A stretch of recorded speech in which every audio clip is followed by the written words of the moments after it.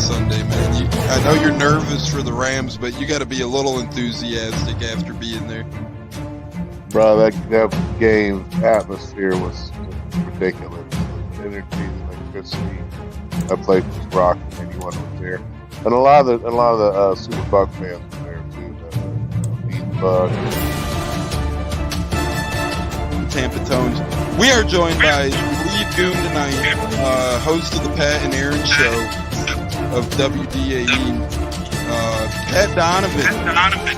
And it sounds like Stunna is bumbling a little bit. Going to put him on mute for a second until that gets a little cleared. But we're joined by Pat Donovan. It looks like Stunna's hanging out with Cheech and Chong in a car with the windows up or something over there. It does look like we got a little... No, my camera's broke.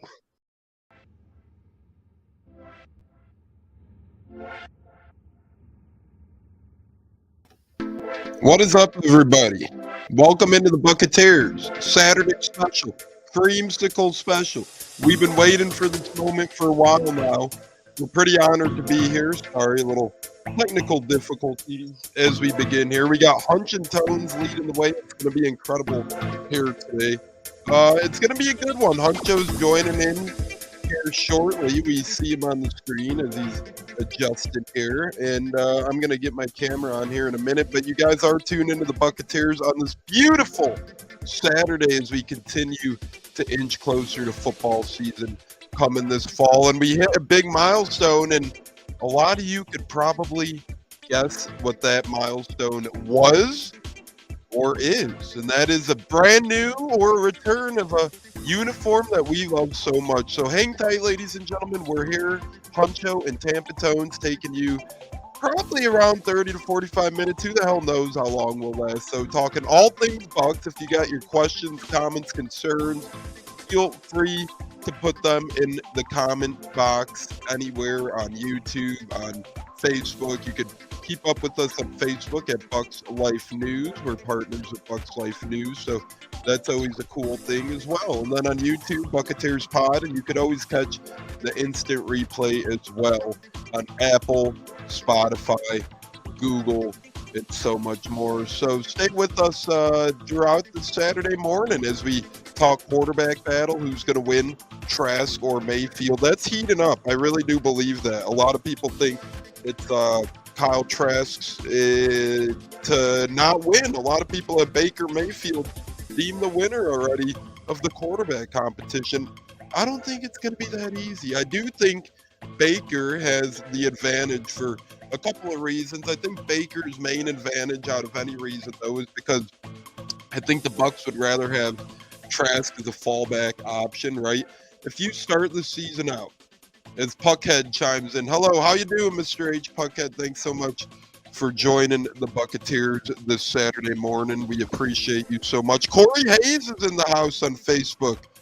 We love you, Corey. Thanks for joining us this morning as well. Gene from Buck What You Heard's in the house. So we got a couple of very prolific guests right now tuned in as well as we continue the Saturday edition of the Buccateers. I'll tell you what, guys, I'm excited. I'm amped. I already have a creamsicle en route, I will say. My lady, Olivia, got me an awesome gift on my birthday, and she got me a Baker. Yo. What up, Hunch? How the hell we doing? We live, brother. How are you? Good morning. How you doing, man? Well, afternoon. How you doing, man? Everything's good, man. Like the creamsicle sugar. Thanks, bro. It's our old edition, our first edition of Buccateers t-shirts. Maybe we'll get more rocking and rolling. I got one of those. Matter of fact, I got one of those. Yes, sir, you do. We got a couple of them out there. I think I got like 35 of them, and they're all gone. So somewhere out there between Twitter contests, fellow co-hosts, great guests, and family, we got a lot of good shirts out there. Shady Character joins us. The go of booming. Yeah, it is, Hunch. And look at this, Hunch. The Go of Buccaneers podcast, the only people who believe Trask should or will be starting week one are Gator Trask fanboys. It's Baker's job to lose. It's obviously Baker's job to lose, and we do appreciate being called the GOAT of Buccaneers podcast. Hunch, that's pretty prolific territory for a person to be saying that, and Hunch will be joining us back here in a second. He just has to get a little more prep. But we think that high end compliment, shady character. That's a really good compliment there. And I do believe that it is Baker's job to lose. And I'm more on the fence of it's Baker's job to lose for a couple of reasons, not just his resume necessarily, but kind of what I alluded to earlier. I think that the Bucs situation is a lot better if you have to go from Baker Mayfield to Kyle Trask opposed to Kyle Trask to Right. Baker Mayfield. Huncho, what say you on that? And what say you on being called the GOAT of Buccaneers podcast? Hey, I got a long ways to go, man. I'm nowhere near the go. I appreciate the nice words and kind words. I appreciate it, but I'm real, but I'm a real one. So I know I got a long way to go between before I become anything close to the GOAT. We There's a yeah, lot of we great we got a podcasts. while. We got a while, You know what but I'm hey, we'll take the compliment. Yeah, most definitely. But moving forward to Baker and Trask, I feel like Baker, you have the experience there. You have the game, the actual gameplay, the actual game time that he's actually played. He's actually led a team. He's done so much. He's fiery. He's competitive. So you have more belief in Baker than what we've seen the sample size of Kyle Trask when we seen him get out there and perform for those little flash moments. And you take away little bits of good stuff, but you don't see the mass majority of him playing. And it could be a lot of reasons why it's not happening, but a lot of people lean towards Baker because he has done it, in the at a high level. In our last time seeing Baker play, he actually played pretty good. He had a good season last year, and that's what we're depending on and hoping that he carries on this year with our team. Most definitely, and I think you summed that up pretty well. We got Tyler Sharp joined in on Facebook as well. Probably one of the better Buccaneers game used collections I've ever seen. Tyler Sharp has. Huncho, real quick, you got a game used, well, a practice used treat last year yourself from Mike Evans, some epic gloves. Are you gonna attend any of the training camps upcoming? I know there's still, even without Tom Brady, I know there's still a pain in the butt to go to. There's still a pain in the butt to attend. They're nothing like the old days when it was, my pops and I sitting out there watching Greg Schiano, Anthony Gator, and all those guys. We were sweating our asses off, but it was always a fun time. We actually centered vacations around Bucks camps Right. back in the day because they were available to the public. So what are your thoughts on A, will you be at any this year, and B, how hard they've made these things to attend for not only regular people, but for season ticket holders as well? First off, I see Corey down there. Giving a shout out. What's up, Corey? I'm good today. Blessed. And yeah, I want to say, since you mentioned vacations, this is the thing about it. This year, I'm actually going on a vacation, so that's kind of interrupting with the training camp this year. So I'm not sure. I'm trying to find out more information about it now, but I will be leaving. I was trying to attend the family. They're having a family day when everybody goes inside and you're more so around the players and stuff. But I don't know if I'm gonna even be back for that because depending on my flight schedule and stuff like that. So it sucks that I might not even attend one this year, of those, Where you heading on vacay, if you don't mind, or is that still up in the air? I'm going to Arizona. I got some family and friends down there in Arizona.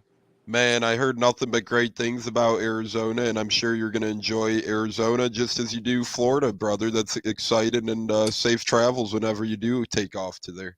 Yeah. It's my first time on a plane, so y'all pray for me. Hunch on a plane, baby. I love it, man. That could be a movie, right? Hunch on a plane. Right.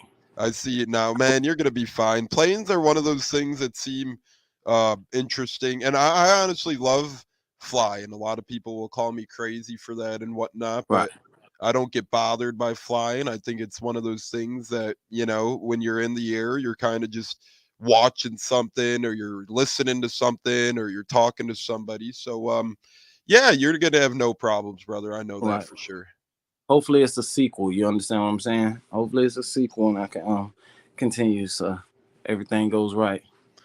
I agree with you there, brother, and we know it'll be right. So yeah, there will be a sequel. And Tyler comments on Facebook now. I'll be going to day 2 of training camp. BS that being a season ticket member since '92 that you could only pick one day. Huncho, could you believe that? As Corey Hayes is tuned in, how we doing, Corey? But Wow. Tyler's been a season ticket member since 1992, and he could Wow. only attend one day. Wow. That sucks, and I don't know why they would even do it like that this year, as in with the competition and everything. I guess that's why they're limited. I'm not sure about that, but yeah, that sucks a lot, because if you've been supporting this team for over a decade, it's you definitely deserve more than the right enough to be there every day if you choose to be, and not limited. I don't know the story behind that. Hopefully I can get some information to figure that out. I have to talk with my source that I know, and I had to figure out what's really going on behind the scenes. So I should have some information about that for you. Yeah, and here's a couple of things, Hunch. Thanks for always trying to get the inner scoop at your source on that. We very much so do appreciate it. But couple of weird things there. It's like the Bucks are moving backwards, right? Because as we just talked about, it used to be free to the public for as many days as you want. Now, as a season ticket member, you can only pick one day. And oh, by the way, when they do pick that one day, you have to pay a $10 reservation fee for that day as well. Yeah, I heard about those things. I heard about some of those things. I haven't really been attentive to those, but I'm unaware of a lot of things that they're doing. But now I see, as it's approaching, that they're handling things a lot differently than they usually do. I don't understand the theory behind it, and why would they do that. But I'm definitely gonna try to shake some rugs and bend some corners to see what's going on, man. You'll find your way in I'm somehow. gonna find something out. Better believe that. I'm gonna find something out. You best believe that. That's why we love you, brother. And Tyler says, you'd think they'd be trying to do something for the fans with Brady being gone. I really thought that we'd be moving in one of those directions that are less personable to, not that Tom Brady is, one of those figures that makes everything black and white right on the scene, right? It's like not cut and dry. But I thought that when Tom Brady left, we'd get a little more public. We'd get a little more less loosey goosey. You know what I'm saying? I thought Right. that we were part of this, I thought at least, was all because of Tom Brady. So I agree there with Tyler saying, hey, Brady's gone. If anything, it should be moving the other direction for the fans. And I think because it could be part of the reason why, because they had high hopes, and we had pretty much established what the goal was, and we already had playoff and Super Bowl contentions, and it wasn't as much work, I guess you would say, put in with the offense, implementing the new offense and things like that. So I don't know if they're trying to not focus as much on the fans and focus on directly the players, and getting, what I'm saying, getting Yep. those, and maybe next year to see how this year plays out. Maybe it adjusts and see what's, because we don't know what's the future. We don't know pretty much what's the future with this competition, and which direction the Bucks are going in and stuff like that. So I don't know if they wanted to get fans really involved and hyped up on the unknown, versus when you have Brady, you already know it's playoffs, and pretty much a good direction where you're headed, versus now it's up in the air, and to get it, and you never know, you might have a whole different quarterback at the helm next year, and you might have to invest all that into that person, which we'll get into that a little later. I agree with you completely there, as Levi Swelling is watching as well live on Facebook, another memorabilia collector, Bucks fan. So we do appreciate that. And Hunch, before we get into some more creamsicle talk and whatnot, let me ask you this. Obviously, and you guys are tuned into the Buccateers. We appreciate it. Sorry for the late start this morning. Hunch and Stunna, we're ready to go. I can't blame Stunna not being here on anyone but myself. I was a little late to the party today, but we do appreciate Huncho and everyone else watching right now, making arrangements and joining us a little later than expected. So good stuff Yeah. there. As you guys are tuned into the Buccateers. But Huncho, real quick, let me ask you this. I personally think it's bullshit. I think you're going to say the streamlines along the same thing, but Tom Brady's name has been surfacing, and I'm not talking about because he was getting chummy with Kim Kardashian, who, by the way, if anyone thinks they'd ever end up dating, you are just No. clueless. You are clueless. He's gonna smash. Why not, right? I mean, Smashing gas. exactly, bro. But he ain't wanting none of Kanye West's leftovers. Not in a bad way, but just because that lady provides more beef than a freaking steak and shake on a Saturday night. She's Right. ran through Kanye. She's ran through Miles Austin. She's been with. It goes on and on. Ray J, we could go on and on, man. So, I can't blame him for obviously hooking up, right? But let me ask you this. Antoine Winfield Jr. earlier this week made some comments, and to me they were taken a little out of context. He pretty much said that he thinks the Bucs are, still trying to talk to Brady, yada yada, Right. and whatnot. And I'd say that's true, right? But that doesn't Yeah. mean like all these Twitters and accounts everywhere are putting, oh, Brady returned, Brady coming back, blah blah blah. No, Right. that's not really what Winfield said. Winfield No. said the Bucs are going to leave the door open. What say you? Yeah. Let's just say this. The GOAT is the GOAT for a reason. And he thinks and he plans out everything meticulously, and he focuses and he does everything strategic. He doesn't just up and do anything. If he makes a decision to play, he would have already been made a decision to play, I believe, for the Bucs, because he would have been invested 100% if he wanted to come in and play this year. You understand what I'm saying? Mm-hmm. I don't think he would just up and be like, hey, yeah, he would want to get the offense down packed. He would want to be around the team and get that atmosphere and let them know he's leading. Is not just a decision. You just walk in and you just like, hey, I want to play today. Brady preparation is wow, crazy, and everybody should know that with Tom Brady being here for as long as he was.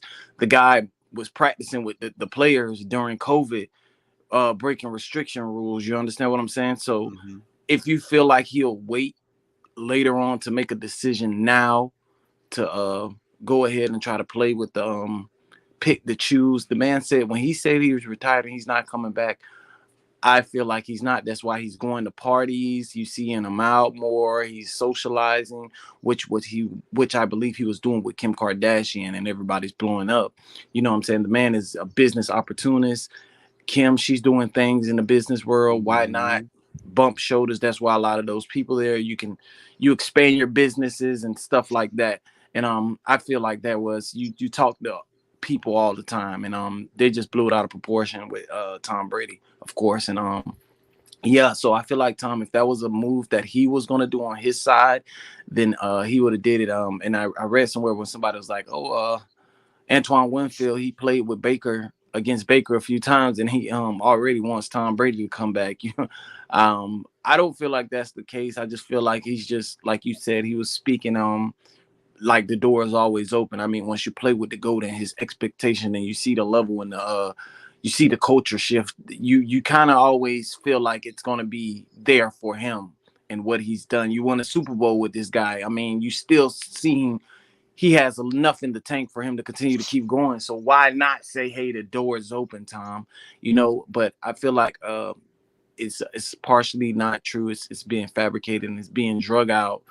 It's the off season, and it's a lot of things that people want to talk about to get their clicks and views going. And you know what I'm saying, until football is here. And I think you hit the nail on the head, Hunch, and I agree with you 110%. Business people are going to be business people, and that event that they were at, the White Party, it's very prolific in terms of very polarizing figures and very rich people attending that Fanatics whiteout party or white party, whatever the hell. They all wear white and they all look, fancy and rich, and all he's doing is talking, and you'd be pretty dumb to me if you're not going to see what a Kim Kardashian has to say or whatever. So I just thought, that was kind of funny, but I'm in agreement with you, and Tyler on Facebook makes a point as well. Could Tom even play with being a part owner of the Raiders? He's done. Yeah. That too also. Exactly, and we both believe he's done, and that's another reason to throw in the wrench as well, because when you're part owner, I mean, I know he's a minority owner, so he could easily get out of it or whatnot. A guy like Brady could easily sell his stake, but he's done, guys. He's so done. Yeah, he wouldn't go that far. No. And Hunch, I don't mean to bash on Brady, but after I get through these comments, I'm gonna say my little piece on why he should be done, regardless whether he's thinking about coming back or not. And Jeremy's in the house saying, "What's up, Bucks fam?" Olive is in the house. Hey, he better than her. Yep, Tom Brady is better than her. Kim Kardashian, she's referring to. So we agree with you there. Jeremy, our buddy J-Lo, let Tom have his fun. Absolutely. And nothing says fun. Well, for a short period of time, nothing says more fun than a Kardashian. So that's never a bad thing. And then Jimmy from YouTube says, "What's up, Bucks Nation?" What up, Jimmy? How the hell you doing, my friend? It's Huncho and Tones here on this beautiful Saturday morning as we get through the off season. And then Jeremy says, "Time to move on and embrace the new offensive system." Right. I agree with that completely. And Huncho, just look at this from last year. I mean, I love Tom. This isn't bashing Tom. So anyone who wants to cut and paste this and say, "Oh, Tampa Tones, he's an idiot. He was coming at Brady because, this, and this." I'm just being realistic here. And when you look at last football season, if you put all of the pieces of the pie back together, what was the consistent thing that kept coming up, regardless of personal or football reasons? Tom Brady was not focused last season. He Nope. was not. He was not focused like we normally see Tom Brady. And there's a ton of events to highlight that, right? Remember when he randomly disappeared in the preseason? And everyone was like, "Oh, it's Tom Brady. He's fine. He could come back when he wants." That's actually a big deal because you get new teammates, you get rookie teammates, you go missing for 10 days. Yeah, that's going to put a bad taste in some of your teammates' mouth as well. Even if your name's Michael Jordan, Tom Brady, Dennis Rodman. Hell, Dennis Rodman did that, and they were winning games left and right. He went to appear on Monday Night Raw one night on a Monday in the middle of a season. He was only gone 2 days, and people were freaking out. So you can't do that. You can't disappear. Number two, you've seen him get divorced, and I'm obviously not blaming him on that, not saying it's his fault on that at all, but Huncho, you and I both know love life is a tricky thing, and when you're married for that long and you get a divorce, that's going to take a toll on you. That's going to weigh on you, especially because these Hollywood stars never really last that long. They never Right. last as long as Tom and Giselle did. So Right. that had to be gut wrenching, back breaking, and killing him inside and out. And then you got two more mini occasions before I get your opinion on all of this. Robert Kraft got married, and Brady, who was in Pittsburgh that week for the Steelers Bucks game, ends up leaving, ends up going to Robert Kraft's wedding. He doesn't prepare with the team the previous 2 days. The Bucks lose to Mitch Trubisky. Mm-hmm. Not only lose to Trubisky, they get their asses kicked by Trubisky. Mm. Embarrassed. And then, to top it all off, as we've been finding out as the months come, as the days go by, you had the FTX scandal where Tom Brady and Giselle lost a combined $48 million. Yep. Yeah. So you take all of those things, you put them together, and you really go, did Tom Brady play a bigger role than some may have thought in last year's debacle? And again, I'm not shoveling it all on Brady. We had a lot of things wrong, Hunch. We had Donovan Smith who was getting beat like a drum. We had Byron Leftwich and Keith Armstrong, two really bad coordinators, in my opinion. And then, a plethora of other things as well. Todd Bowles in his first year as coach, and he got a half-ass end of the stick as well. They pretty much took him in April, said, "This is your team now," yada, yada, yada. So not like he really got his guys in the coach and reel him as well. Right. I know it's a lot of reasons, and Tyler says, yeah, the Bucks finished the season 8-9 without Tom, that they would have finished 3 to 4 wins. Terrific O-line, Byron's play call. And I agree with all that, Tyler. But point being is, heading into the year last year, we were projected a 10 to 12 to 13 win team? Yeah. We finish at a bad 8-9. Right. What say you, Hunch? It's a lot of factors that go into that with Tom. More so of he wants to be with the family. He wants to devote his time to his family and his business and see what the life without football would be just for 1 year. So even if so he did want to play, I don't see it happening this year. I would see it happening next year if that was a slight chance.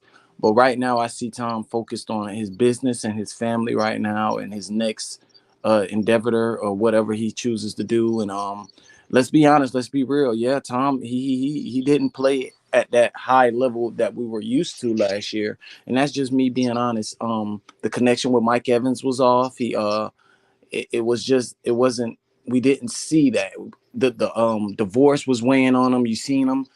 He was very frustrated. He wasn't locked in. He took days off, and that's not Tom. You know, we can say, okay, he's the GOAT. He can do this. He can keep focused, but he's human at the end of the day. So when life happens, no matter who you are. You still have emotions, you still have feelings. You're not just ice cold to everything that's around you. And I think those weighed on Tom, and it played a factor in how his gameplay and his decisions last year. The chemistry with the team. Ryan Jensen got hurt, no offensive line. You have Byron still coaching like he's in the seventh grade, and it was just so much added on to that. The defense was okay. I mean, you were down. Chris Godwin was coming back from injury. Connection with Mike Evans, Tom Brady. Let's be honest. Let's be real. He's a one-trick pony. He throws dimes and he makes great decisions, but you have to block for him. He doesn't have the mobility in some situations. He did, but he doesn't have the mobility if the pocket collapses to improvise. And that's where I felt like last year a lot of those things came into play. I'm not going to say Baker Mayfield or Kyle Trask is better than Brady at any point, but some of those situations, I believe, if you had a mobile quarterback, you extend plays and see what's going on, try different options when things happen. You maybe could have squeezed a couple games, out of it. So we never know. I could say we could have played horrible without Tom, and I could say we could have played better, with a QB that was locked in and focused and ready and was a little mobile. It could have swayed anyway. So that's where I'm at with that scenario and how I see it. I wish Brady the best. I mean, if he was to come back, of course I would embrace it. But I feel like, his time is up right now, and we got to see where we're gonna go. Because if he does come back, it's gonna be typically for 1 year. So we're gonna see. We need his life after Tom. We have to focus on that and get over. Yeah, we got a Super Bowl ring. Yeah, he's the GOAT. We love the culture and everything. But we have to move forward and see what this team is going to build, our foundation and things like that. That what brought me to this. I know you didn't have this on the questions and stuff for today, but that what brought me to the what why not? I know people talk about tanking and being a bad team, and I know we have a lot of players involved in just to actually be that horrible.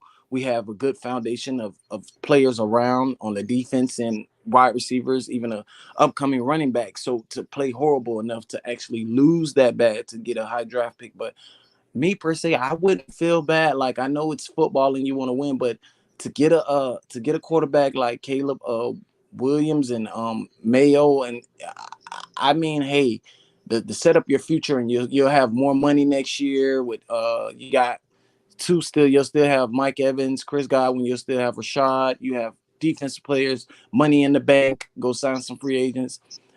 It doesn't sound too bad. You understand what I'm saying? And that's just my perception of the season and how I view it. I'm not saying tanking is cool for anybody, but I wouldn't have a problem if we had a chance to get one of those elite quarterbacks coming out next year to set up our team for the future. So we won't be in a guess who maybe type situation.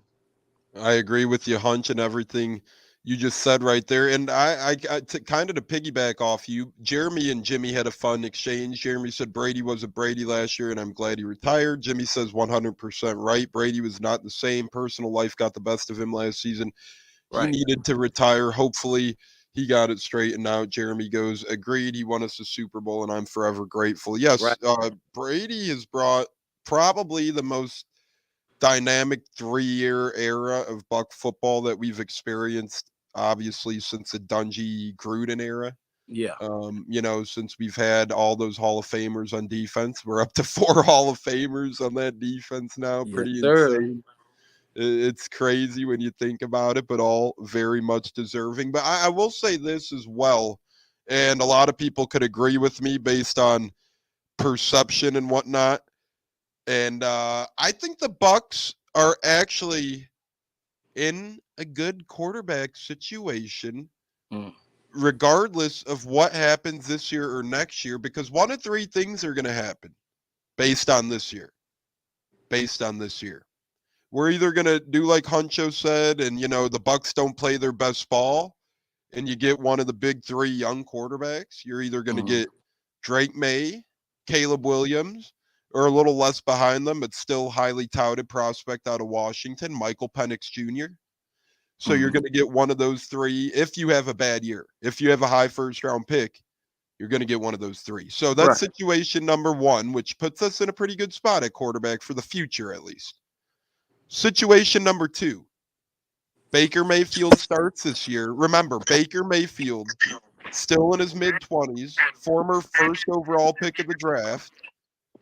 If Baker Mayfield starts this year, proves himself, and balls out, not the worst thing in the world, because the Bucs still have a pretty young quarterback who was a former first-round pick, who will he'll get decent money, but at the end of the day, he'll get Geno Smith or Daniel Jones type money. Nothing that's breaking the bank over. So, yeah, he's going to get a good payday. But then if Baker plays well this year, you give him 2 to 3 years, you give him 20 to 25 million a year, you call it a day. And you still have a young quarterback, and that probably means the Bucs are in the playoffs at the end of the year. So that's scenario number 2. You either get a bad year and one of the better rookie quarterbacks in next year's draft, or Baker starts, Baker balls out, gets his team into the playoffs, and you still have a pretty good young quarterback on a pretty team-friendly contract for the next couple of years. I don't think Baker would ask for 45, 50 million a year. Situation number 3, which is the last of the possibilities. Baker Mayfield struggles. Hey, thanks for coming to Tampa. You're checked out after week 4. It really just wasn't working here, bud. Kyle Trask comes in, and Kyle Trask balls out. And to me, that would be my hopeful quarterback situation. That's what I want Baker, because I want to win this year. I'm sorry. I want to win this year as much as I would love a Caleb Williams or Drake May, who are big-time prospects. I really believe in a crappy NFC South in one of these divisions that feels virtually like you're playing a game of a horseshoe toss, right? It's really anyone's up for grabs. I'm really feeling myself, and I don't know if it's just because I'm a Bucs fan, but I look at the talents around the divisions and or around the division. I look at the teams. I look at the talent. I'm not really seeing any talent better than us. And I know people are saying, the Saints, blah, blah, blah, Carolina, Atlanta did this. But Tampa Bay, their offensive line could only get better. Donovan Smith is out of the building. He was awful. He was a turntable. Ryan Jensen's back from injury. We drafted an offensive lineman very high in the second round, Cody Mauch. We're beefing up. Aaron Stinney's back on the O-line. We re-signed him. We're beefing up our O-line. Our O-line got better just by getting healthier and whatnot. So to me, this team is in a decent chance to win, and not only win, maybe the division. Hey, and I'm not saying you got to go out there and win 13, 14, 15 games to make me happy. I'm saying if you go out there, you could win 7 to 10 games, and you'll probably have a decent chance at the division, just like last year. As Tyler says, last season's offense was proof that the Bucks 2020 and 21 season offenses should be credited to Arians and not Leftwich, and I totally agree with that as well, Tyler. I think that's a great point. And I think that helps our quarterback room as well. Trask and Mayfield have the opportunity to grow with a guy like Dave Canellis, who is very highly touted in Seattle by, I think, regardless of what you think of Pete the Cheat, I don't think he's a great human being. But we do know Pete Carroll is a pretty dang good talent evaluator and a pretty good head coach. Again, human being aside, not the best human in the world, but a good coach and a good talent evaluator. He highly, highly, highly, highly regarded Dave Canellis as one of the better young offensive minds in the league, and he gave him a lot of credit for resurfacing Geno Smith to what he was. So I think this offense is going to grow, and I think we really have the chance between two young quarterbacks, a first and second round pick, Baker Mayfield and Kyle Trask. To me, I give it a 66% chance because I'm breaking my three scenarios to a 33% crisp across the board. I think they're all equal scenarios. As the Godfather, James Rubright, is joining us on Facebook. Thanks so much for joining us, Godfather, this Saturday.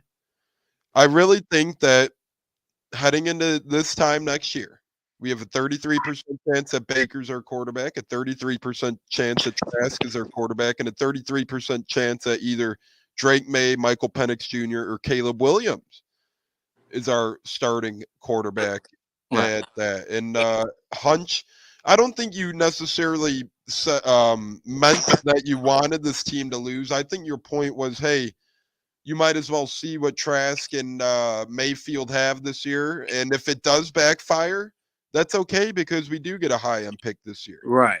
And I was just basically looking at it as if, okay, so if you look around the NFC South, see what teams really improved and see what teams really declined or it's up in the air. And I can say this, I feel as if, okay, last year, the NFC South was more easier to win than it is this year. Basically, if you look around, the Panthers, they got better. Offense, defense, they got better. The Falcons, they got better. They got Bijan Robinson, the running back. Come on. And we don't know second year with their new quarterback, Riddler, what he can do, even though I don't believe. Like, you know what I'm saying? They have a pretty decent defense. Then you have the Saints. Okay, they got Derek Carr. He's a so-so quarterback. You know what I'm saying? There now, defense. We always struggle with the Saints. Their defense. They still have the wide receivers. They still have Alvin Kamara. They still have certain pieces that they still can compete, kind of, sort of like us with the new quarterback. So I feel like it's pretty much up in the air, yes. But I feel like the NFC has gotten tougher. Like, we looking at it on paper, and you can see some key pieces. Yeah, it can go right or it can go wrong. Yeah, Carr can come and play horrific for the Saints, true. But he can also play good. You never know, He can play good. He can play decent. And probably lead them in. They can have a good year. The Falcons, never know what can turn out with that running back and how he can play. And with Riddler, you never know. Same thing with the with the Panthers and their new quarterback, and they had a pretty strong defense last year. And stuff like that, So I feel like as we hope to get Huncho back, I think he just faded out there accidentally as he was given and he is back already. Hunch is already back. So Hunch, you want to finish your thoughts briefly? Yeah, I'm sorry about that. No, you're good, brother. I feel like the NFC South has improved better than last year. And I wanted to just add on. So if with Kyle Trask and Baker Mayfield, you get okay, all right, mediocre play, and we end up going the same amount of wins, losses as last year, if we have the same record last year, we look decent, but we don't look like we're ready to compete for a championship or ring for that. I don't think you want to surface your future around that. So even if it's another route, so like the Panthers did this year, they traded some up to move up to the number one pick so they can get that. And I feel like if you have a season like that, whereas if you play you get in there, but you see some things that need some correction from the offense, from the quarterback position, and it's not just there to get you over that hump. Do you trade, and do you trade up? You might mortgage, okay, a first round pick and something from next year to move up in the first slot to get those type of caliber quarterbacks. You could, that's one of the things you can kind of look at, and or you just whether you stick with the quarterbacks that you have with the mediocre play and knowing that, okay, well, we can contend, but we're not going to be able to contend to make it into deep off in the playoffs and deep off and enough to make it to a Super Bowl, because ultimately that's what we play for, a Super Bowl. And you can tell by last year with Tom Brady, okay, he played decent. We got in the playoffs, but was that enough? No, we want to win Super Bowl. So I don't want to continue as the year of making it to the playoffs, but not being able to actually make it to the big stage. So that's just the theory I thought of. If it goes wrong, or if the NFC is a little difficult, but somehow we can win enough games and we push ourselves away from the number one pick, will we trade up actually to that number one spot to solidify one of those good quarterback position to secure your future, you know? And I agree with you. And as much as it pains me to say, the Panthers, to me, is the Godfather. James Rubright comments, I enjoy listening to you guys. I learned a few things just listening. We do appreciate that greatly, Godfather. We appreciate your support and your viewership all Thank these you. episodes. Appreciate that, Godfather. Appreciate you. As Huncho appreciates it. Huncho, I'm honestly surprised and shocked. And then we're going to get into Creamsicle talk. We're going to get into Rondé Barber talk. And then we're going to end with our one big things and walk-offs. But let me ask you this. The Panthers, I'm not overly impressed with Frank Reich in general, the former Right. Indianapolis head coach. But I will say, I'm very impressed with the staff he was able to put together. I Right. mean, you go through this Carolina staff, offensive coordinator, Thomas Brown, probably one of the most highly touted highly sought after offensive coordinator candidates after spending Right. the past 3 years with the Rams. I know his name was in the hat for the Bucks, and then he took the Panthers job. So that's a pretty good land right there. Offensive passing game coordinator, Parks Frazier. And remember, Parks Frazier was the Colts offensive coordinator at the end of last season. Right. And right now, he's their passing game coordinator. So anytime you could get a former offensive coordinator in a lesser role, that's a pretty good beefed up staff right over there. Then you go to Josh McCown, former Buccaneer himself, is their quarterbacks coach. Right. And remember, Josh McCown was so highly touted at one point that the Houston Texans almost hired him as their head coach if the NFL wouldn't have slapped him in the face and said, hold on, you got to let him coach a little bit more than high school ball before he could coach the Houston Texans. And then remember this great name, Deuce Staley, a great running back. He's their assistant head coach and running backs coach. Then you go to the defensive side of the ball. This guy was getting a lot of head coach candidates this year. Former Broncos defensive coordinator is now their defensive coordinator, Ejiro Evero. And he was a really hot commodity last year. They still have veteran Dom Capers on that staff. He's been around forever. Former All-Pro defensive back and returner D'Angelo Hall is on that staff. Yep. As an assistant defensive backs coach. And then you keep going on and down to their special teams coordinator, and another longtime Colts coach got that job, Chris Tabor. He was very highly touted.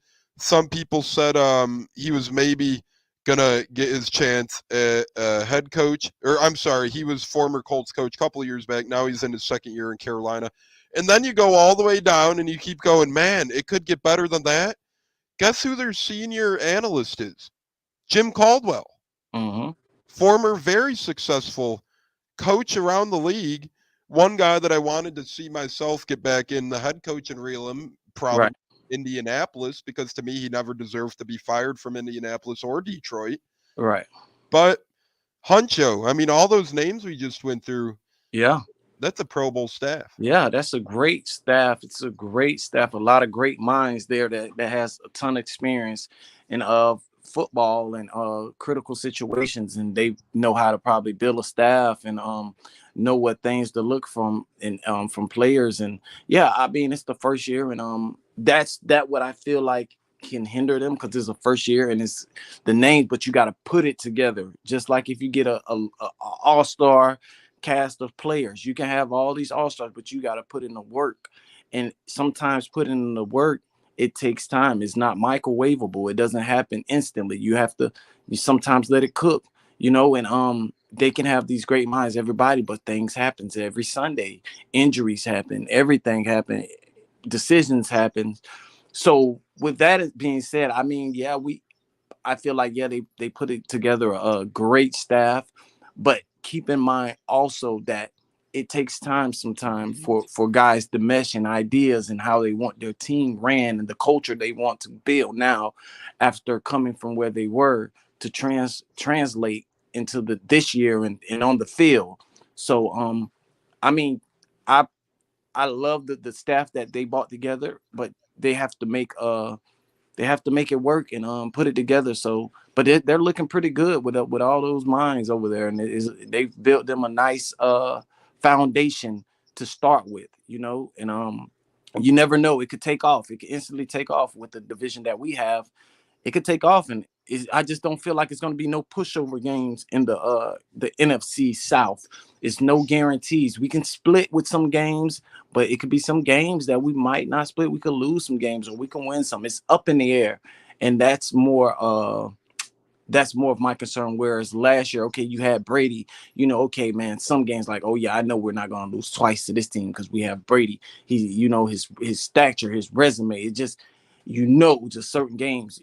But now where we're at now, trying to build, and we're on pretty much the same level as those guys, it's going to be a lot of hard football and decisions going to be made. And this Todd Bowles better this year with decision making and adjusting it to the head coach position with the defense and with everything around him. Is he going to make some critical decisions? Is he going to push when the offense is not doing is what they need to do? Is he going to put in his input? It's a lot that we have to work on internally also, and that's why I say it can be up in the air, and we can see where we go from there. And it's the same thing with the Saints, and it's pretty much the same thing with the Falcons also. And I agree with you, and Jeremy, and as Niner Sickness Podcast checking in. Good morning, fellas. Good morning, Niner Sickness. Our brothers from San Fran over there. So that's pretty cool to see they're dipping their toes in a Bucs podcast. And you and Jeremy kind of said the same thing. You can have a mediocre coaching staff, won't get you anywhere in year one. No disrespect to Carolina. That's my point as well. As impressive as that coaching staff is, the part about it as a Bucs fan is that a guy by the name of Frank Reich is their head coach, and he always craps his pants in big situations and in big games. And that's why he's not the Colts coach anymore, because right. He wanted to go out and get Matt Ryan. He wanted to go out and get Carson Wentz. Mm-hmm. We've seen his offense with those guys. I think it'll take at least a couple years for Carolina to get going. But they did the 100% right. If you're going to get a quarterback and you're going to give up all that for a quarterback, you might as well make a staff like that. You might as well. Right. Because to me, Carolina way overpaid for that pick. I mean, they gave up a first round this year, a first round next year, a couple more picks, and DJ Moore. You don't really lose Pro Bowl receivers, multiple first round picks, multiple second round picks, and I think that'll be very interesting. So I do agree with you guys. I think Carolina's a while away. I just think that they're building it right. I think they're building it the right way. And Agreed. I think in a couple of years from now, even with or without Frank Reich, I think that their franchise should be in a pretty good position. But Hunch, Jeremy makes a great point here, and I know you and I know this better than anyone. I was on WQEE's Braves Country HD, the radio show I appear on a couple times a week in the Noonan, Georgia area, from 3 to 5 Eastern time on Monday and Fridays. You could catch me over there at 99.7 98.3 The Key in Noonan, Georgia, or on YouTube at Braves Country HD. But we did our Bucks primer preview yesterday, and I said a really good thing about this Bucks team, as Jeremy just said as well. All these other teams are kind of getting younger offensively, right? You had Carolina get Bryce Young, and then you had um, Atlanta draft a running back in the first round. You had a couple other of these guys make first round picks offensively. Look at what the Bucks did to kind of counteract that with a defensive guy like Todd Bowles as their head coach, right? They draft Kalijah Kancey, a young first round defensive lineman who some are comparing to like a mini Aaron Donald. You draft Yaya Diaby to give you that front edge speed. You draft Jose Ramirez, another young guy who could step up and be effective in that role potentially as well. And then you have other guys on the roster who are still young. They brought back Cam Gill. He's still young.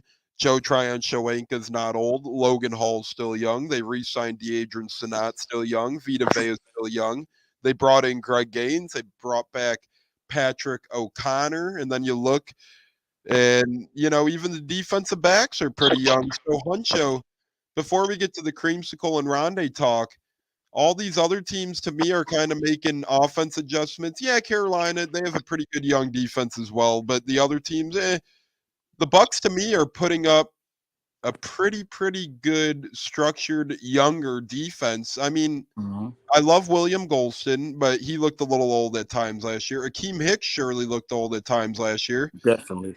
I think we're getting, in the right direction with Kalijah Kancey, Yaya Diaby, bringing back Sanat, bringing in Greg Gaines.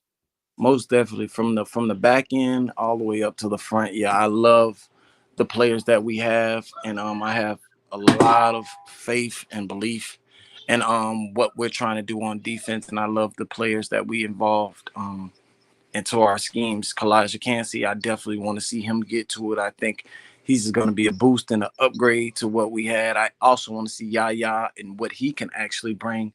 I feel like, the defense is going to be solid and very, very good, and it can. And we just have to make sure that we can keep up with these offenses and how they play. And Todd Bowles, he has to, adjust and keep up with what's going on in the NFL. And I feel like, we did get faster. We did get hungrier. And I'm not worried about so much of the defense. I love Dean. I love the outside players. I love, even if we have role players, bench players, we got Zion McCollum. We got guys that can come in and hopefully in this year make a splash. We have our first round pick, our second round pick from last year, Hall. Big Logan Hall. Logan Hall, he needs to spread and grow and develop. And also you have Joe Tryon-Shoyinka. We have a lot of key good young pieces for this defense to be great. Yes, but they have to actually step up and step to the plate and do what they're designed to do and at a high level. Mm-hmm. And we have Levante, we have Devin here still, It's a good, we have a great defense. It could be a very, very good defense if they play top tier. And, granted, fingers crossed that there's no injuries, no major injuries that holds that defense back. I see a lot. And even with our offense with Rashard White, you got Rashard White, running back, Chris Godwin and Mike Evans. Enough said. Offensive line better. We have tight ends now that we can see what they really do. We have more athletic, more speedy tight ends. They're not Gronkowski, but these guys are big and physical, and they have a little more speed.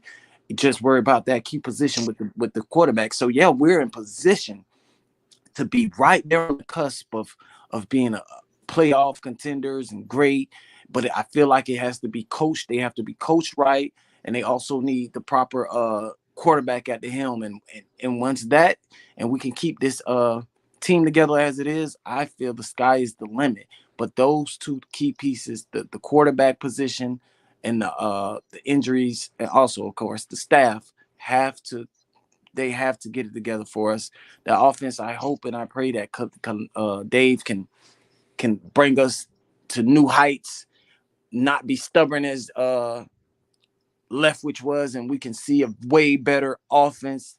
But I like to be realistic. It is a first year. We want to see what he can do. Can he bring Baker? It's a lot of questions, but that's what makes football interesting because you don't know. You understand, and you got to have hope and faith and see what we can do. But I believe we have a good quarter. We have a good team. We just got to have just a couple more key pieces on that offense. I agree with you there. My aunt is tuned in as well. Says that's my nephew with the heart, Auntie Barb, tuned in. We thank you so much. Love you guys for tuning in, joining the show. Jeremy brings up a good comment. Carlton Davis said the league is in for rude awakening. I thought Right. I loved it when Carlton said that as well. Yeah. He's You got to. competitive. Yeah, he's a competitor, and he's gonna. He never shies back. Him and Michael Thomas had been at it before, back and forth. Right. Twitter, he called him Slant Boy and all Mhm. that good stuff. Kenny Barrett, KB checks in. What's up, boys? What up, Kenny? What up, Kenny B? KB from the Buck What You Heard podcast. Him and Gene do a great job over there. Yes, sir. Kenny B is a great Bucks guy in general, Yeah. Bucks brain, Bucks knowledge bringer. So we appreciate him checking in as Jeremy tells him what's up. And then Satino, go Bucks, absolutely. Go Bucks. Satino. We're Like all Creamsicle.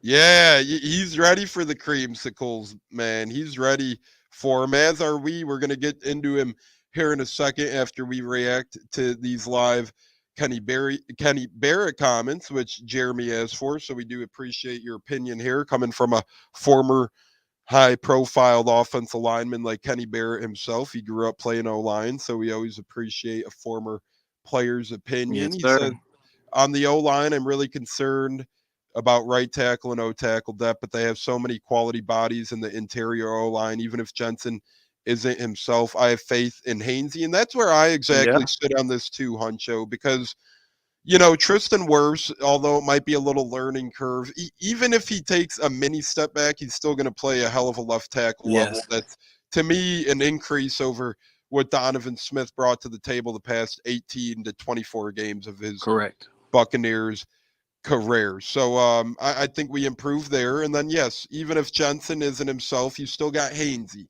You got Nick Leverett. Now you got Cody Mock. You got Aaron Stinney. You got Right. Brandon Walton. You got a lot of bodies. Good quality bodies. Quality, and now at this point, experienced bodies as well. Yeah, the question mark is, could Luke Odeki, hold his own on the right side if it's him and Cody Mock over there? I will say this, Jason Light, a pretty dang good offensive line talent evaluator, it seems. Drafting Mock and Godecki pretty high. So, you would think he has a lot of faith. And KB says, I'm just so psyched for the offensive scheme. It's going to help the O-line and skill guys more consistently. Absolutely. And Brady. Yep. We talked about that a little bit as well. We're very excited for Canales, what he's going to bring to the table. And, it's not going to be, it will be more consistency in a good way, but it's not going to be a 1st and 10, 2nd and 10, 1-yard handoff every run. Wow. Get some better runs too. Yeah, and that's what I'm very excited for. I think Rachaad White and I think Edmonds and I think a lot more could have great impact here. Speaking of Rachaad White, Huncho, I did already get a creamsicle. And my girlfriend, she was commenting in here earlier, Olivia. What a lady. She got me a Baker Mayfield jersey. My brother already beat her to the puncho, and he got me a Baker Mayfield shirt. So I was like, just in case Baker doesn't work out, I don't need a shirt. I don't need a jersey. I'm like, the creamsicles are coming up. That'd be amazing if you pick me out one. And she picked me out a Rachaad White. Ooh, yeah, that's my boy. Yeah. And that'll be in. It says mid-August. And he's number 1 now, Hunch. And if you remember, I think someone in the Buccateers predicted that on Twitter that he changed to number 1. Yes, sir. She did. So, do you have any plans of getting a creamsicle real quick? And if so, who's on your mind or who's at the top of your priority list? Oh, most definitely. I got to get a creamsicle. Definitely. It sucks that I hate it so bad that we were only playing one time with them because they look so fire. They're so nice. Just one game just seems unfair for us to just witness and experience that. Like, seems they like look a tease, so good. right? Right. Like I would like for 1 year just us just to play in those, that would be so amazing. Just 1 year, let that be the main jersey. You understand what I'm saying? But I know it's a lot. And yeah, I'm definitely rolling with 13. That's my guy, man. Mike Evans all day. He gave me his gloves. I mean, I've been a big fan of him since he came to the team. So I'm definitely rolling with a Mike Evans 13. I should be actually have one this week. I'm gonna look for it. I'm gonna try to grab one this week. Man, and I'm pretty upset. Not upset, but if I didn't already, I have an alarm clock Evans and I have a modern day Evans. So the only reason why I didn't go with Mike as well, I already have a couple mics. I have the red Right. mic and an alarm clock mic, or else I would have been all over the Mikey train. Kenny B says I'll be listening mostly as I'm running errands, but keep up the great work, boys. I'll be Appreciate you, around. KB, for checking in. Appreciate you. We always love you and your comments, KB. So keep them coming, either this show or in the future, and we got to get you back on, brother. You're just Yes, a sir. great Stay football safe. Stay mind. blessed. Jimmy Bernard, great Bucks talk with fire emojis, hunter emojis. We appreciate that. Jeremy Appreciate says it. Mike or Tristan on the throwbacks. Funny thing about that, Hunch, nothing against Rashad White, but I actually told my girl I would love a Tristan Wirfs, but Yeah. they didn't have his out. But then I explained to some people, I'm like, look, the Bucks are pretty strategic. I'm not sure their exact strategy, but if you look at the pewter jerseys available, they don't have a lot of players available in pewter. You'll have to pay more. I think it's like $50 extra to get a custom pewter jersey. Then you could get any player or whatever. But if you go on the Bucks website, I think they only have 3 or 4 pewters available without customizing them. Even their away white jerseys, I only Right. remember seeing a handful of guys. Right. Brady, Godwin. I think it's Brady, Godwin, Evans, and maybe Devin White, Yeah. something like that. But it ain't a lot for even their white. So to me, Nope. they're going to try and strategize on these creamsicles and say, hey, we're going to have a lot of players. But if you want, for only the cheap price of $50 to $60 more, you could have whoever you want. Right. Right. And that's the thing. Yeah, it's a money grab. It's a money grab. And same thing with I see they still have Brady jerseys they're selling. Of course, it's a money grab. With Brady there, he wanted to play in the creamsicle. So at least they could do is sell us some Brady jerseys. But yeah, it's definitely a money grab in my opinion. But And I would Kenny, love to have a offensive line or one of those players that's a Davis or a good David jersey, a creamsicle or a white jersey, man. That'll be awesome. that will be, man. And that's why I strategized as well. That's why I kind of went with the Rashad White, because my only white Bucks jerseys were Shaq Barrett, of current players, that is, were Shaq Barrett and Tom Brady. Well, obviously Brady's gone and Barrett is changing numbers now. So suddenly I need a white jersey, and I looked online and I seen they had Godwin. So hopefully around the holidays, someone will get me that Godwin. But they did not have Rashad White in white, no pun intended. So I was thinking to Mhm. myself, I'm like, I might as well get the Rashad Creamsicle and the Chris Godwin white one down the road. You know what I'm saying? Yeah. And Kenny makes a good point. I wish they put Bucko on it. They could have put him on the shoulders, where we have the pirate ships. Yeah, that would be fine.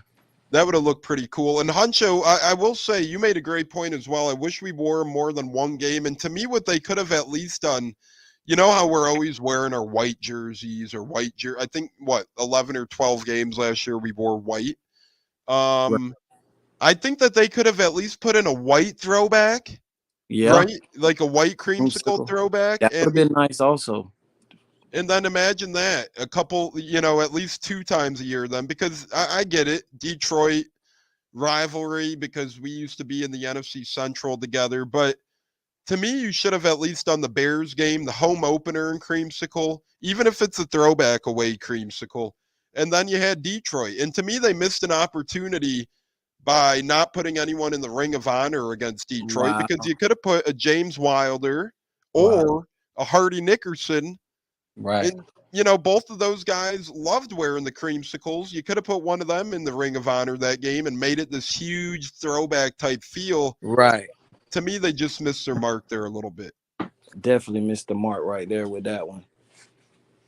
And Kenny says that's exactly where I wanted Bucko. The sleeve looks clean with the ship on the current unis. Couldn't agree more, KB. I think that would have been an amazing taste. And Bucko, the Bruce, we better have a lot of, merch available with him because I love Captain Fair, don't get me wrong, but Bucko the Bruce screams all the creamsicles, right? Like Bucko Yeah. Bruce is the creamsicles. So Hunch, let me get your thoughts on this quick as then we'll give our one big things and walk-offs. Speaking of creamsicles, speaking of Bucko Bruce throwback, speaking of Ring of Honor, we'll one up that. We have a Hall of Fame member this year, and we elaborated on it a little bit earlier. We have up to 4 Hall of Fame members from that 0-2 defense, which is impressive itself. I don't think the Yeah. Ravens defense of the late 90s, early 2000s even has 4 Hall of Famers. The Steel Curtain defense from way back in the day might only have 3 Hall of Famers. As great as the Bears defense was with Brian Urlacher and those guys, hell, I think they only have 1 Hall of Famer. We get our 4th, and that's Rondé Barber. What's your thoughts and feelings of how close we are to seeing Rondé enshrined into his future home forever, the Hall of Fame, which is well overdue? And did you see that awesome video of Rondé and his puppy opening the gold jacket? Yeah, I seen it. Yeah, it was phenomenal. Rondé was struggling with that box a little bit, but once he got it open, it felt like it was well worth it. Yeah, I'm glad to see Rondé finally make it in the Hall of Fame. I mean, that defense was so superb. It's some more guys that could actually go. I like to see Simeon Rice to Simeon actually Rice deserves to be in that Hall of Fame. I mean, it was just so much that if you're around and you gotta look at that time, that team, then that defense, then it was so special and so great. And I was blessed and fortunate enough to watch those guys play, and just to see Rondé finally get over and in there after so many years of being turned around and turned down. It was a great feeling just to see his dividends being paid. Special player for us. Even he transitioned into the new style era. He gave us everything he had, and he was just a spectacular player, smart, savvy player. And if you watched him, you knew you were watching one of the great. For him to be that size and to play the way he did, and the things and the numbers he has, he should have been in the Hall of Fame. But he's in there now, and that's all that matters. And I'm glad we have another one added this year. And if you remember a couple weeks back, we had awesome episode with former Buccaneer, former CFL champion, and current Florida International outside linebackers coordinator Anthony Gator on the show. Yeah. And he was lucky enough to be teammates with Rondé for a year or two, and he just spoke to the existence and acknowledgement of, hey, man, like you said, Huncho, he changed positions, but he was still a pro's pro out there. Mm-hmm. He's the one who was willing to do it, and he started games for the Bucs as a safety when he changed position. Yep. At that age, that's not easy to do. And then last week, to allude on the Simeon Rice point, or not last week, but last show, we had friend of the shows and former Buccaneer and Colts defensive lineman James Canada on, and that was a great time. James Canada, just a great guy, very good football brain. If you guys want to catch his podcast, we'll put it in the description after this. He comes out with a lot of great content as well.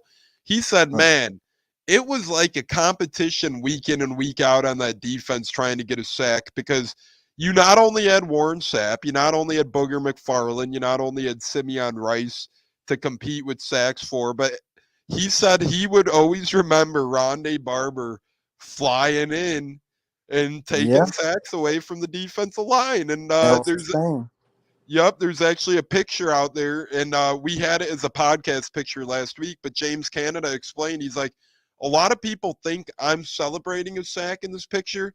He's like, no, I'm avoiding Rondé because Rondé came in, got the sack, and I didn't want to run into him during his celebration. So pretty funny stuff there. Right. And if you were around and you got to watch those times when Rondé was transitioned and moved to safety, and him play in general, you knew every time he inched up to that line, the timing was so immaculate, and he would get a sack almost every time, or get some pressure or force, because he timed it and he knew it, and he studied the game so good. Rondé was so good at that position and at that strategic when it comes to sacking the quarterback when he runs up to the line, or the late blitzes or whatever, getting through the holes. Rondé was the man. And if you watched it, you can actually see how great of a player Rondé was. If the young crowd that not familiar with Rondé and all the other greats back then, I urge you to go look at those players and see how dominant and how they played, because Rondé was something truly special.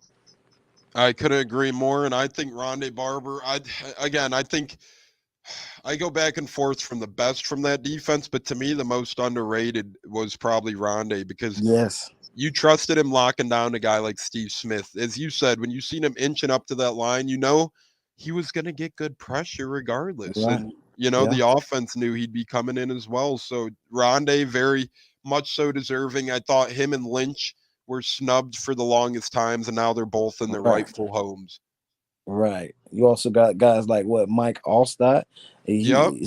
Mike Allstott was a great player. Like, yeah, he defined that fullback role, and he turned it and made it something so special with a fullback body running like a running back. Man, he was so special. The A train.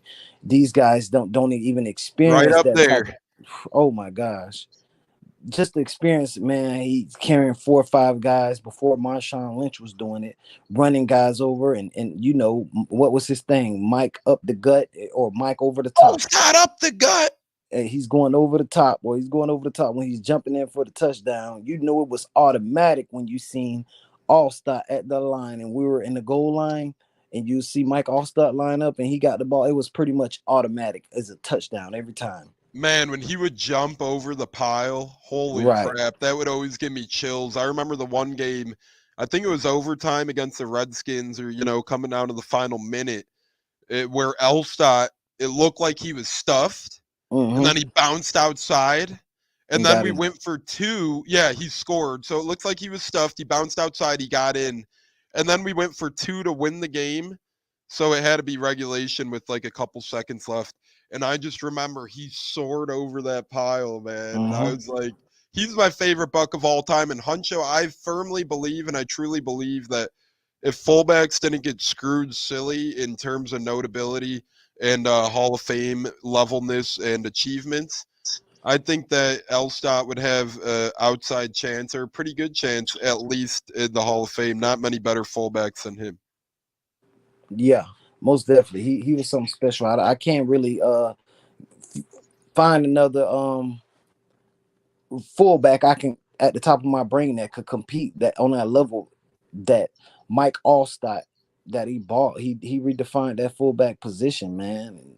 And guys like that were so special and hard to find, man. And I hope that we can find that again, with the fullback he's a tight end, but he moves like a fullback, Kokeef.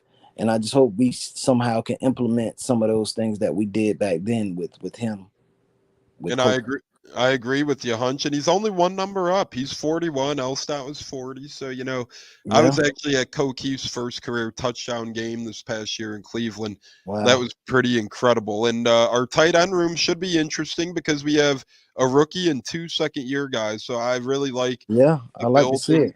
I love the youth movement in the tight end room. And you know this more than anyone, Hunch. Cam Brate, my favorite Buck for the past 5-6 seasons or so. He's from my hometown and everything. And I love Gronk too, but Kyle Rudolph, we just needed a youth movement. We needed it because, Brate was a one trick. He had for sure hands. That was pretty much it. You know what I'm saying? He wasn't an awesome blocker. He wasn't fast in any shape or form, and he was a smart, heady player and with for sure hands. And that's why I liked him a lot. He was reliable and you could count on him. But you could tell, his time was up because now you need more of a athletic. You need some guys that can block and stretch the field. And I'm ready just to see what we can do with this new offense and all these key pieces. Soon to come, man. And it looks like Vita Vea, I don't know if it was last night or today, it looks like he's doing an autograph signing out there in the Tampa area. And I think it was either today or tomorrow. I forget which one. I don't think autographs are allowed, but I think Mike Evans is doing a meet and greet appearance. Pictures. Pictures and, an hour of talking or something like that. So it'll be interesting to see. Jeremy says Payne Durham is a gem, and we're starting to get spam chat at this point as well. So that's when we've been on for quite the time now. But I've had an incredible time. We're still not done. We just got to do our walk-offs and one big things and last words on this beautiful Saturday of the Buccateers, and that's where we'll go next, Huncho. You guys are tuned in on YouTube or Facebook Live right now, and you can catch the replay on Apple, Spotify, Google Podcast, and so much more. And keep up with us today on Twitter at Buccateers and Instagram at Buccateers Pod and YouTube Buccateers Podcast. Huncho, man, this show doesn't seem like it's been an hour and 20 minutes. Nope. Keep going, man. We can keep going. We've flown by. We've done a lot of great talk. We've had incredible moments so far and a lot of good participation throughout. What's your one big thing and walk off for the show before we get to our last word? What's your one big thing and walk off for the Creamsicles? Let's make it a Creamsicle or Rondé Barber type topic for this Bucks team. If we're gonna make about Rondé and the Creamsicles, just you can make it whatever. You can make it whatever. I respect that. So I would like to say hard work pays off. Never give up. As you can see, Rondé patience. You can see just stay committed to what you do, and the harder you work, the longer you work, eventually it'll pay off. And Rondé Barber is a prime example of just that. Just watch. I'm gonna go watch some Rondé Barber film after this now, man. It got me hyped up, and watch some old Buck defense, because if you seen how special that guy was, and for his size, his just smart football decisions, jumping routes. He knew the routes to jump. You could never see, he was never out of position. He was always right there to make a play. If you seen Rondé around the ball, you knew pretty much the play was either dead or it was going to be a turnover or interception, And I just like to say, yeah, I really appreciate Rondé, and I'm thankful for everything he did and brought to this team. And I also want to say congratulations to him. I couldn't agree more with echoing all of that statement and sentiment on Rondé Barber. And I'll put my one big thing or walk off as this: as great as the Brady era was, and probably the best 3-year stretch in Buccaneers history as we brought in a Super Bowl and back-to-back division titles, I will say my favorite team will always be that 0-2 Super Bowl Tampa Bay Buccaneers team, led by, I liked Gruden and Dungy. I like both of them. So whoever the hell you want to consider built that team, sure, great, beautiful. I think both guys played an integral part to that, because I think Dungy built the team, but I think Gruden got that team over the top. So I think, the spice. Exactly. However you want to slice the cake, I think those creamsicle cats, the Brooks, the Saps, the Elstotts of the world, they'll always hold a special place in my heart, because when it's 20, 30 years from now, Hunch, and we're showing our grandkids and our kids are getting a little bit older, and we're showing people film of Tom Brady and stuff, I'm going to say, hold on, wait, yeah, that was a fun time in Bucks, but let me show you this one. Let me show you this Warren Sapp, Rondé Barber, Derek Brooks, Simeon Rice, John Lynch, Anthony McFarland, Brian Kelly led defense. Let me show you what special really is about defensively. So as much as I'll always love the 2020 to 2023 Tampa Bay Buccaneers, I really believe that the 02-03 team and that core and those guys will just always cement a special place in my heart. Hunch, your last words, brother, on this beautiful Saturday. Yeah, I just want to say, everybody, to stay safe, stay blessed, to stay prayed up, and everybody enjoy your summer. Football is coming up slowly but shortly, and I'm ready, man. Any questions and concern, reach out, and you could get at me at just bought one more on Twitter. If you have any questions, anything you want to speak on, I'm free to chat, whatever my opinion. And I love to hear from guys, and your opinion about the season in football. We could talk all the time. I'm ready. Or if you can't find Huncho for whatever reason, you could always reach out to the Buccateers and say, Huncho, you could always say, Huncho, I got a question for you. We'll relay that to Hunch. Or you could email us below, tonesportscards@gmail.com. You could email a question for Huncho, myself, or anyone else out there on this Buccateers crew that we have. As KB says, have a good weekend, boys. Have a great weekend. Too, and Hunch, my last word is this. My Bucks last word is get Hardy Nickerson into the Ring of Honor. I think he's probably, I love Wilder or Simeon Rice. I think as much as I like Wilder, I personally think Simeon Rice and Hardy Nickerson, I'm not counting Brady and I'm not counting Gruden. I know some people feel differently about that, whatever. I'm saying, I think that Hardy Nickerson and Simeon Rice need to be in the Ring of Honor ASAP. Yeah. Yes. And at the same token, Hunch, my last word on the NFL in general, We are, let me do math here quick. I know a lot of people are logging off. We're 7, 14, 15, 16, 17. We're 19 days away from an NFL football game. Yes, sir. 19 days, buddy. Good 2 We have weeks. made it. A good 2 weeks, man. We've made this off-season, Hunch. So I'm going to get a Buccateers show together. Hopefully we could get one of the rookies. I'm not going to give away names, but hopefully we could get one of the rookies who said they'll hop on our show. I'm trying to get a show in Tuesday or Wednesday night of this week. And then really after that, we'll be right near and dear to the, Hall of Fame game, like about a couple days out only after our next show. Yes, sir. I'm ready and I'm primed. I'll be here. I know you will, brother. Again, my apologies to not only Huncho and Stunna and the rest of the Buccateers, but to the listeners, my apologies, especially because we were going to be on at the crack of dawn today, but honestly, we got a really good audience. So maybe the delay wasn't the worst thing in the world, Hunch. But you be safe, buddy. You have a great Saturday. You tell your friends, and everybody how the hell are you, and you continue booking your vacation, brother. We'll hopefully see you on Tuesday. We're going to try for Tuesday because I know you're a busy guy on Wednesdays. Most definitely. I'll be here. I appreciate you adjusting my time, and I appreciate all the fans and the followers, man. Y'all stay safe and y'all stay blessed. Love. I agree, brother. You stay safe and blessed, and I'll say this is my official last thing. We are getting a new, it's not going to have us in the intro. We're still going to use our old intro for stuff, but we're about a week or two away. I'm taking it out of my hands. We're going third party, but we're going to get a slick little video in there as well, so that'll be cool. Looking forward to it, buddy. All right, Hunch, you have a great weekend, brother. KB, have a great weekend. Jeremy, have a great weekend. Pops from Twitter, have a great weekend. Barb, Godfather, and all the rest of you guys, enjoy. It's been hell of a time on the Buccateers releasing our creamsicle thoughts. And as always, fire the damn cannons. Go Bucks, go Bucks, go Bucks.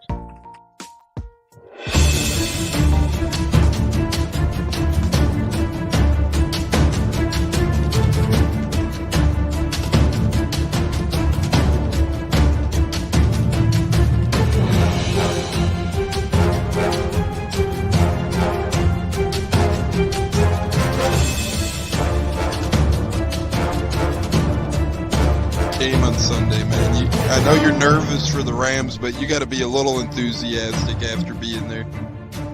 Bro, that game atmosphere was ridiculous. The energy, the electricity. That place was rocking. Anyone was there, and a lot of the Super Buck fans were there too.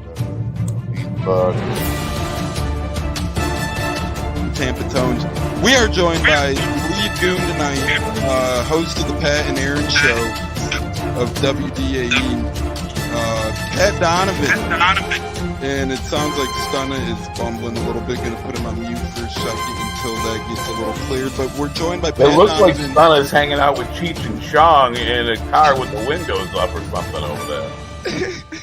It does look like we got a little... No, my camera's broke.